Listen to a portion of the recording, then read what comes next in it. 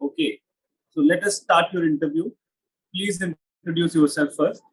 Uh, Sir, I am ANIMESH Kumar Sinha. I am from Bhopal, Madhya Pradesh. I did my engineering in metallurgical and materials engineering from IIT Roorkee. After that, I worked as a graduate engineer trainee in Reliance Industries Limited. And post that, I've been preparing for civil services examination. And I like reading fiction novels as well as watching anime. Okay. Well, so you come from a very premier institute with a very specialized kind of a degree. Yes, sir. Don't you think you should have continued in the same area? And we are wasting such a unique talent as yours by putting it into government system, wherein one has to work under a lot of limitations and pressure, political influence, etc. So during my 4 years of college, I was also a member of the National Service Scheme. I was actively involved in its activities. So from there, I was motivated to pursue civil services as a career.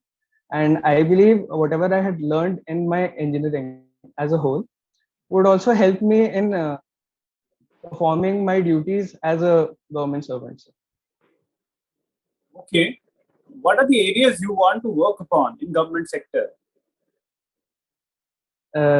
Sir, because of my background, sir, I largely wanted to so basically work in any kind of civil service where you are able to bring about a change or work for the underprivileged sections of society.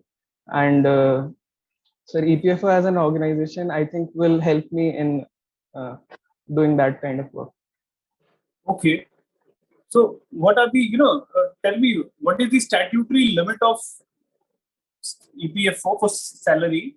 And also Yes, tell what all types of establishments are covered under EPFO.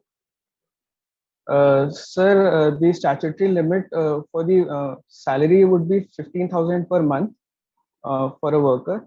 And sir, it includes all organizations that have at least 20 workers. And sir, there is a specific schedule which involves various organizations such as factories and other industries. And there are some exceptions to these which are excluded from the mandatory requirement. It includes the cooperative organizations which have 50 or more members, and there are some others I'm not able to recall it. Okay. Now tell me, suppose as an enforcement officer, you go to a hotel. Yes, sir. There you see that today it has 18 employees only on its rolls. Yes, but sir. you get to talk to people and discover that there are some 8-10 people who come here for 1 hour only per day. That is, they do all sorts of cleaning work and room service, etc., and they go back. Yes, sir. So will the act be applicable on that industry, that hotel? So I believe if the those workers are contractually employed under those under that hotel, then it would have to be included under the act. Okay, what if they are not under any contractor or they are not even contractual employees? What shall be the provision in that case? So I'm not. So I'm sorry, I'm not aware of what will be the appropriate action in that case. Are you aware of EDLI scheme? Sir, it's an employee deposit insurance linked scheme. All the members of EPFO are automatically can avail this facility. It's an insurance scheme in case of death of a member. Or so tell me, yes, if a member joins an establishment today, yes, and he somehow in an unfortunate event expires, yes, tomorrow, yes, sir, shall he be eligible for the benefit of EDLI? Sir, I believe he has to work for a minimum of 1 month to be eligible for EDLI scheme. Okay, fine. Animesh, your hobby you said is reading fiction books. Yes, sir. And writing and watching anime. Animation. So what yes. Animations. So yes, sir. It is the short form for animations. Yes, sir. It is specifically referred to Japanese animations. So it's an entire industry in Japan, and so I like watching those anime. It includes TV shows as well as movies. Okay, what was the last fiction book you read? Sir, the last fiction book I read was the story of the Song of Achilles by Mrs. Madeline Miller.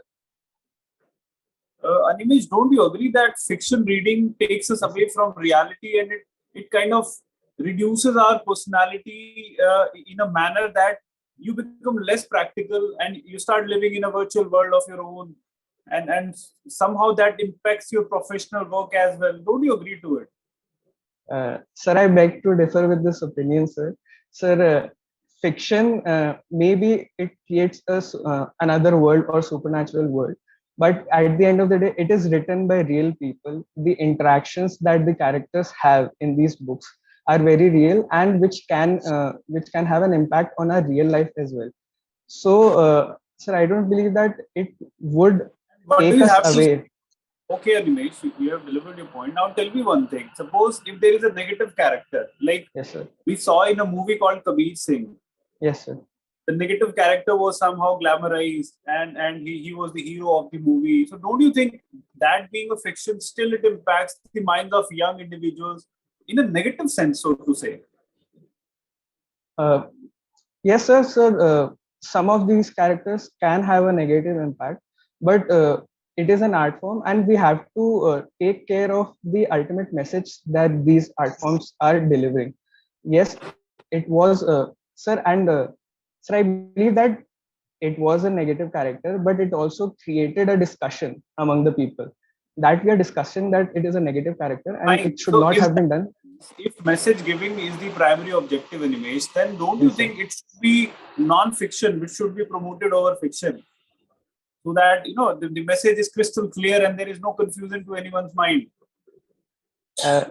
Sir, non-fiction can definitely be a way to deliver that message, but I believe, sir, in fiction you also have that it creates an excitement or joy to read about such things, and it makes you more imaginative and more creative as a person. Sir, I believe. Okay. My last question to you is: tell me three key differences between EPFO and EDLI. Sorry, EPFO and ESIC. Yes, sir. Sir, EPFO primarily has three schemes of Employee Provident Fund, the pension scheme, as well as the insurance EDLI insurance scheme. Sir, in ESI, there are also medical benefits available in the registered hospitals for ESI. So the contribution under EPFO and ESI are different. The total contribution for EPFO is 24% of the wages, 12% by the employer and 12% by the employees. In ESIC, the total contribution is 4%, where 3.25% is given by the employer and 0.75% by the employee of the total wages, as well as so the requirement of the upper limit of salary is 21,000 for ESIC and 15,000 for Okay. EPFO. Thank you, Animesh. So those Thank were you, my. sir. Now other esteemed members of the panel shall ask questions to you. Yes, thank you, sir. Hey, hi Animesh. Hello, sir. So Animesh, please tell me why you want to join EPFO. Straightforward, why? Sir, I was preparing for civil services examination and I wanted to work in the public sector.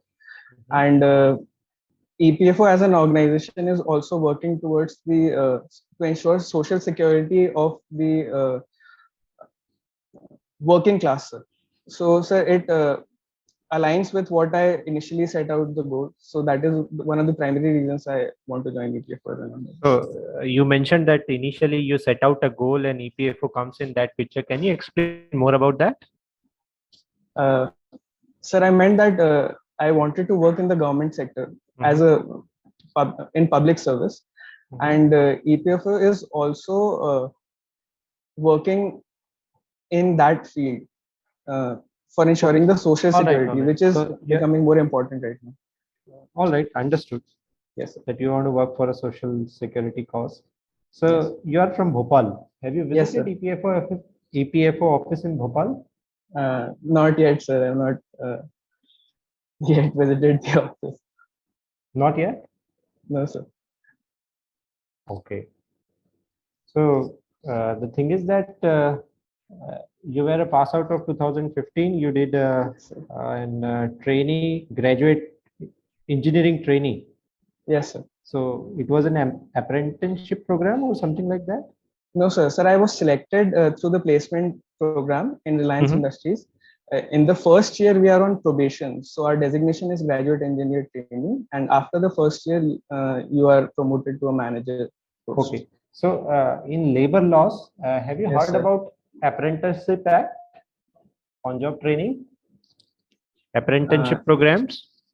Yes, sir. I know of the Apprenticeship Act. I think it was enacted in 1961, and there is a national Yes. apprenticeship So scheme what do you also. think, whether the EPF and ESI contributions and deductions should happen to any apprentices? Uh, I'm not sure if they should be, because they only work for a limited period of time. Mhm. I think about 3 years, and they're still not working. So they are still a student under, sir. If I am to understand, under apprenticeship, they are still a All student. right, all right, all right. So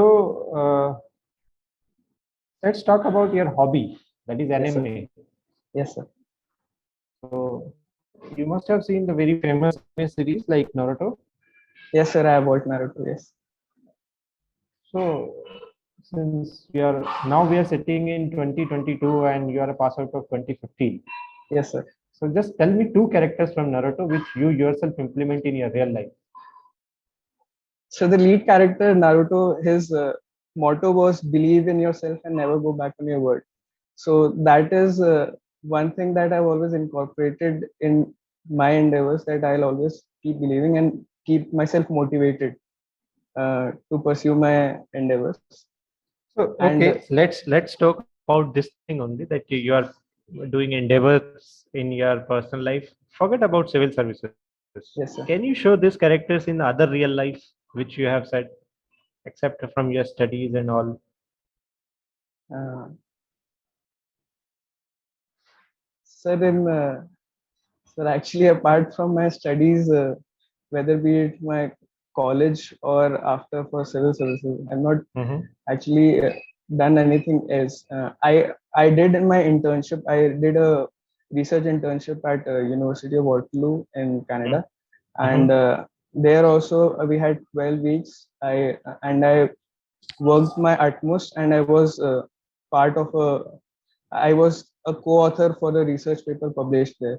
So in that way, I think whatever I set out to do, I believe to give my best there. So what is your optional, Anish? In civil Political science services? and international relations. All right, all right. So, Anish, just tell me any famous unorganized sector scheme run by central government? Anything which you, especially for unorganized sector? So there was so Pradhan Mantri Shram Yogi Mandhan Yojana Mhm. that was initiated for the social security of unorganized sector workers. Mhm. What are the key Uh, features of this scheme? Sir, it is primarily for the unorganized sector workers. It includes home-based workers, self-employed workers, and other domestic workers and all. It has sir, the age limit is 18 to 40 years. You can enter, and based on the contribution of varying from rupees 55 to 200 per month. At the end of 60 years, you are eligible to gain monthly pension of rupees 3,000.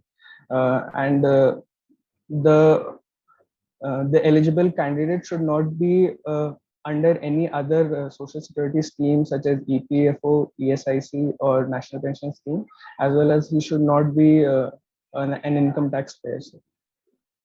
All right. So you mentioned about NPS. Do you agree Yes, that sir. this is also a kind of a social security scheme, national pension scheme? Sir, yeah, I believe it is a social security scheme because it allows for the pension after retirement. So why there is huge cry over old pension scheme and new pension scheme? There are so many agitations in Bhopal as well. So what is your understanding? You being a civil service candidate, so why? What is the difference and why people want to go to old pension scheme? I'm sorry, sir. I've not been able to read about the old pension scheme and what were the basic differences. I've heard that there are some issues, but I've not yet read about it. I read about it, sir, and understand it. Okay. So do you understand the investment pattern which is done by EPFO? Sir, EPFO invests primarily in debt instruments. 85% of its corpus is invested in debt instruments and mainly government securities.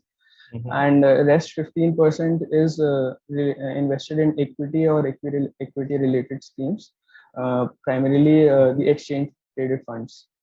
And so there are reports that in the next meeting, it is proposed to increase the investment under equity to 20%. So you mentioned the word like ETFs, right? Yes, sir. So how it is different from mutual funds? Sir, exchange traded funds sir, it's a collection of shares which can be traded on a stock exchange. So I'm not able to recall other differences, but exchange traded fund is a kind of combination of shares and mutual funds.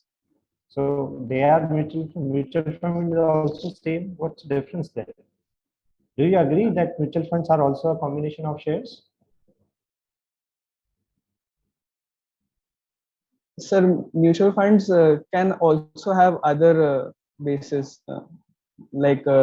so they can also have debt instruments, mutual funds related to debt instruments, or a combination of equity and debt instruments. So I think there are different types of mutual funds as well. All right. So my last question would be that what you think that the present, what is the need actually to bring new labor codes? Are you aware that new labor codes? Yes, sir. There are 4 what was the new need? labor codes. I'm talking about specifically with Madhya Pradesh context. So the major reason was the complexity of the labor laws that were present. They were highly restrictive and complex in implementation. So it hampered the ease of doing business and also setting up of industries. So that was, I think, the primary reason. My last question for the point of discussion is that are you aware there was a national floor wage which was recently decided in labor codes?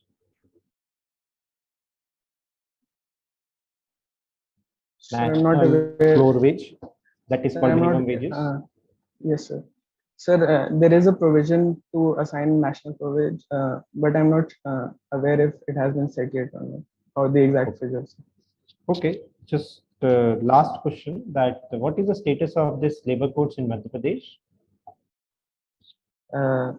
Sir, I think it has Madhya Pradesh has drafted the rules for the implementation of labor codes. I'm not sure if they are incorporated yet, if they have been.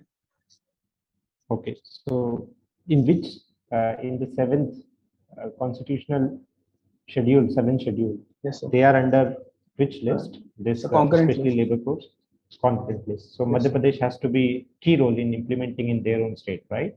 Yes. Okay, I think Animesh, that's all from my side. The other esteemed member will take the interview forward from here. Sir, please. Thank you, sir. All right. Hello, Animesh. Hello, sir. So, Animesh, suggest a good fiction book for me. Sir, if I may ask, what kind of genre do you like to read? I like anything that is interesting as well as it has some underlying, message to it.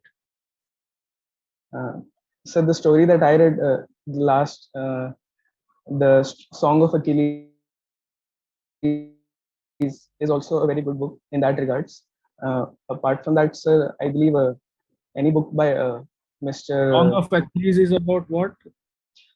Sir, the Song of Achilles is about the Greek character Achilles. It's a rendition of the Greek epic Homer, sorry, Iliad. So it's the story of Achilles, and it talks about Greek culture and what we can learn from it, sir. Okay. So Iliad you mentioned. So Iliad is longer or Mahabharata?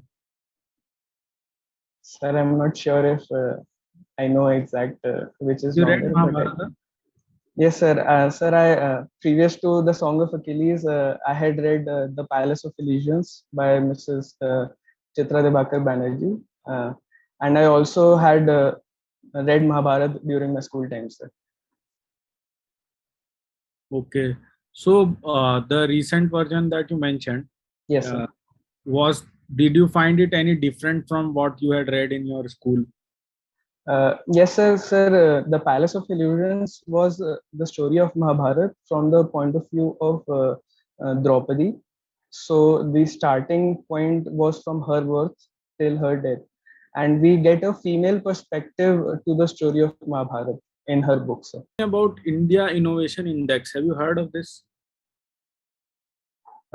Yes, sir. I think I've heard of the India Innovation Index, but I am not able to recall the exact specifics.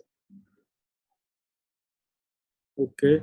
So what do you think what is the share of GDP that we spend on research in India, R&D? Sir, it is about 0.6 to 0.7% of the GDP. So is it increasing slowly or is it declining? Sir, I believe it has remained stagnant at this level for some years now, and we need to increase this proportion, the amount of expenditure on R&D. Sir. So between private sector and government sector, Yes, sir. which is doing more poorly in terms of R&D spend? So I think largely the government sector is the one which is spending on the R&D sector, and we need to increase the spend by the private sector as well. Okay, so what do you think might be the reasons? I mean, India has cheaper labor. Why Yes, are sir. not companies spending more on research?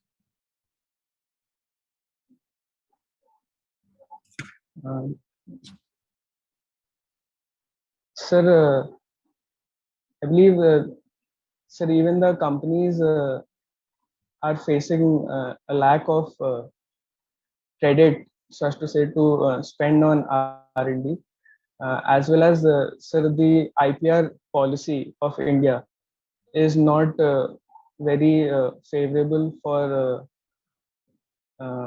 registration of patents and all, sir.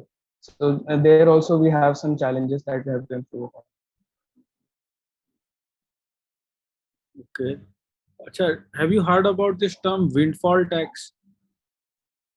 Yes, sir. Recently, with respect to so petroleum prices, I heard this term windfall tax. Mm-hmm. Tell me, what is it? Sir, with respect to, sir, the high prices of high international crude, due to high international crude prices, the export of petroleum and its products led to large gains for the exporters. So there was an additional duty applied on the export of petrol and diesel called a windfall tax. Sir. Okay. Have you heard about landlord model of ports? This is a new thing that has come up. I believe. Yes, sir. It has been in the news for a while, sir, but I'm not aware of the details, sir. I'm sorry. Okay.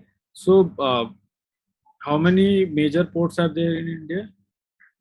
So I think 13 major ports are there presently. And all are government owned? I believe so, sir. Yes. And all are central government owned, or are there some state government owned ports also? I think, sir, they are all owned by the central government. Okay. All right.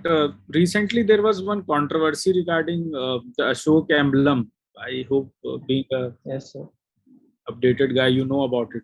Yes, sir. So, tell me what other animals are there on the, emblem or insignia?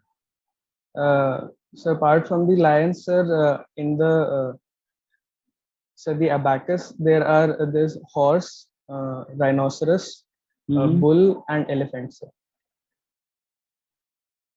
Great. So, why do you think these four animals were chosen? Sir, I'm not sure of the significance of the four animals, but what they represent, sir, I'm not aware of it. Okay, no issue. Recently, we also saw presidential election being concluded. Yes, sir. Yes, sir. So, can you give me the formula or the method through which we, come up with a value of vote of one MLA? So the value of vote of one MLA would be the total number of MLAs in a particular state divided by the population of that state as per the 1971 census, and we divided by 1000. Sir, I'm sorry, it was the reverse. The numerator would be the total population as per 1971 census divided by the total number of seats. All right. So tell me, value of one MLA vote from Uttar Pradesh will be more, or one vote from, you're from MP, right? Yes, sir. Or value of one vote of MLA from MP, whose value would be more? I think the value of MLA from Uttar Pradesh is the most compared to MP. But MP has lesser number of MLAs also, right? If I'm not. Yes, sir. MP has lesser number of MLAs, but the population also is not similar, sir. So MP has lesser population also as compared to Uttar Pradesh. So in MP, there have been some initiatives for introduction of cheetah. Yes, sir. Have you heard of it? Yes, sir. So recently we are planning to bring those cheetahs from which country? Sir, Namibia, sir. Namibia. Okay. Yes, and sir. where will these cheetahs be kept? Any particular region or national park? Sir, there were two potential sites. So there was Nora Dehi Wildlife Sanctuary as well as the Kuno Palpur National Park. Both are in Madhya Pradesh. That were. Which region of Madhya Pradesh are they? So I believe it's there in the southern region of Madhya Pradesh. Why do you think the southern region was picked? So I think because cheetahs require more open space, and these national parks provided that kind of habitat where cheetahs can live. So they were chosen, as well as the climatic conditions.